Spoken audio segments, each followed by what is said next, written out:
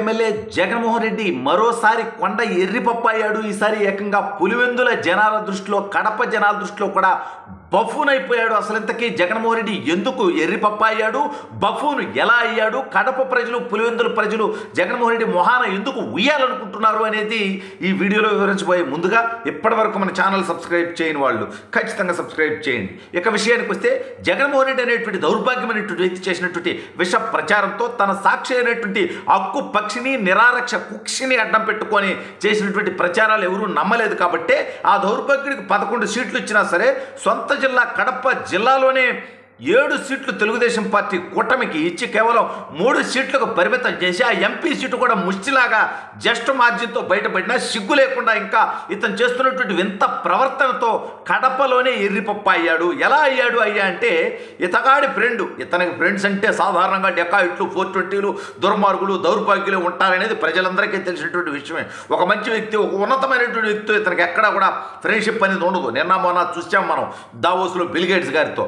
అంత పెద్ద బిల్గేట్స్ గారు కూడా ఆయనకి చంద్రబాబు నాయుడు గారితో ఏ అవసరం లే, ఈ రాష్ట్రానికి ఆయన అవసరం ఉంది, బిల్గేట్స్ గారు అవసరం.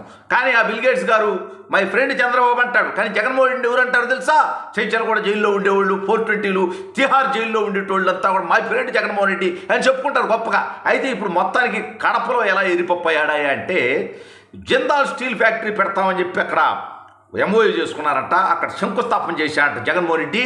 అయితే కూటమి ప్రభుత్వం జిందాల్ స్టీల్ ప్లాంట్ని తరిమేసిందంట, 3 లక్షల కోట్ల పెట్టుబడి పోయిందట.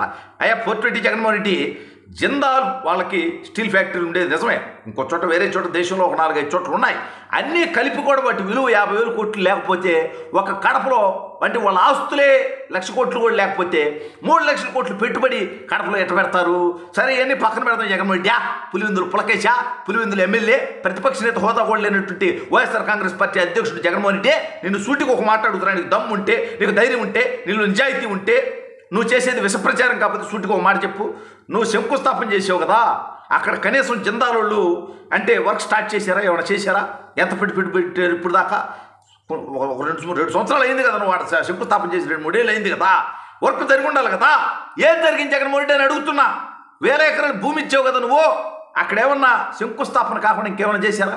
సరే, అక్కడ అంత పెద్ద స్టీల్ ఫ్యాక్టరీ పెట్టాలి కదా, స్టీల్ కంపెనీ పెట్టాలి కదా, స్టీల్ ప్లాంట్ పెట్టాలి కదా. మరి అక్కడ కనీసం వాళ్ళ ఆఫీస్ ఏమన్నా ఒకటి చిన్న రేకుల షెడ్ అన్న వేసి ఆఫీస్ అన్న పెట్టారా? ఇన్ని లక్షల కోట్లు పెట్టుబడి పెట్టాలి కదా. ముందు అక్కడ ఒక ఆఫీస్ ఏర్పాటు చేసుకుంటారు కదా, వాళ్ళు ఎంప్లాయీస్ కూర్చొని దీని డిజైన్, వ్యవహారం, కథ, కమామిషో పని చేయాలి కదా. ఏమైనా చేశారా అని అడుగుతున్నా నేను సీటుగా. సిగ్గులేనటువంటి వ్యక్తి నువ్వు అట్ట మాట్లాడితే, పెట్టుబడుల గురించి మాట్లాడేటువంటి అర్హత నీకుందట జగన్మోహన్ రెడ్డి. కడప ప్రజల మొహాన వస్తున్నారు జగన్మోహన్ రెడ్డి నిన్ను. ఎందుకంటే ఈ రాష్ట్రంలో అమర్ రాజా బ్యాటరీస్ నువ్వు తరిమేస్తే పోయి తెలంగాణలో మహబూబ్ నగర్ దగ్గర 10,000 కోట్ల రూపాయలు పెట్టుబడి పెట్టారు.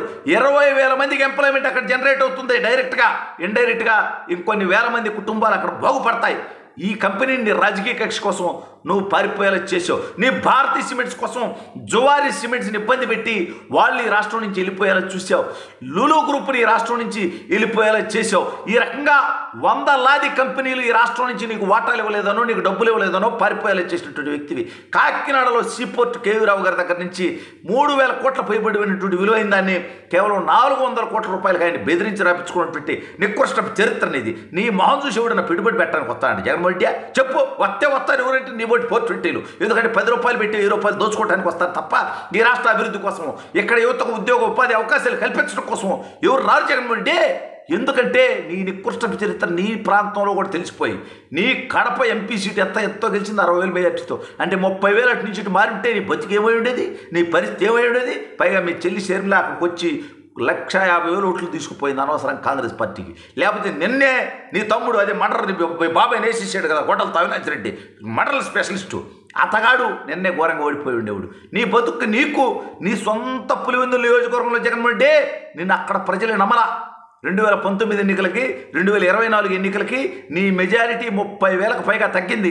అంటే నీ నియోజకవర్గంలోనే 30,000 మందిలో మార్పు వచ్చింది జగన్మోహన్ రెడ్డి. ఓఎమ్మ ఇడో పెద్ద పోతుంటారు జగన్మోహన్ రెడ్డి, ఇడో పెద్ద దగాకోరు, ఇడో పెద్ద దుర్మార్గుడు, ఈ రాష్ట్రానికి పరిపాలించడానికి పనికిరాడు, కనీసం ప్రతిపక్ష నేతగా కూడా పనికిరాడు అంటూ నీకు 11 సీట్లు ఇచ్చారు. కనీసం ఒక 18 సీట్లు ఇచ్చుంటే నువ్వు ప్రతిపక్ష నేతని ఏదో ఒకటి బిళ్ళపించుకునేటువంటి ప్రయత్నం చేసేవాడు. అది కూడా నీకు నీ నియోజకవర్గ ప్రజలు, నీ కడప ప్రజలు, ఈ రాష్ట్ర ప్రజలు ఇవాళ అయినా సిగ్గు లేకుండా జిందాలు పోయింది కూటమి ప్రభుత్వం రమ్మను జిందాలు రమ్మను, రేపు రమ్మన్నమ్మా, నేను మాట్లాడిస్తా చంద్రబాబు నాయుడు గారితో, లోకేష్ గారితో నేనే మాట్లాడతాను. నా స్థాయి కాదు కాకపోయినా అంత పెద్ద కంపెనీలు మాట్లాడే స్థాయి కాదులే, కానీ నువ్వు చేసేటువంటి విష ప్రచారానికి విరుగుడు ఉండాలి కదా. అందుకే సూటిగా చెప్తున్నా, జిందాలు రమ్మను, స్టీల్ ఫ్యాక్టరీ పెట్టమను, నేను ప్రత్యక్షంగా నేను బాధ్యత తీసుకుంటా. మా పార్టీ మంత్రులు, ఎమ్మెల్యే, మా పార్టీ మొత్తం బాధ్యత తీసుకుంటారు. లోకేషన్ వ్యక్తిగతంగా బాధ్యత తీసుకుంటాడు. జిందాలు ఏ తప్పుడు పనులు చేశాడు అనేది కూడా పక్కన పెడితే, వాళ్ళు పెట్టుబడి పెట్టి ఈ రాష్ట్రంలో ఉద్యోగ ఉపాధి అవకాశాలు కల్పిస్తానంటే ఈ ప్రభుత్వం ఖచ్చితంగా ఒప్పుకుంటుంది. నీకు దమ్ముంటే వాళ్ళని తీసుకొని రా, నువ్వు కూడా పోయి అపాయింట్మెంట్ తీసుకొని నువ్వు మాట్లాడదు. నీ బోటి ముస్తేదో ఒక అపాయింట్మెంట్ రాకపోతే నా బోటోడు మాట్లాడి తెప్పించేటువంటి ప్రయత్నం చేస్తాడని చెప్పి జగన్మోహన్ రెడ్డికి సూటిగా సవాలు విసురుతూ, జగన్మోహన్ రెడ్డి అక్కడ స్టీల్ ప్లాంట్ కట్టలేదు, ఏం కట్టలేదు అనేది కడప ప్రజలకి, పులివెందుల ప్రజలకు కూడా తెలిసి మొహాన వస్తున్నారు జగన్ని.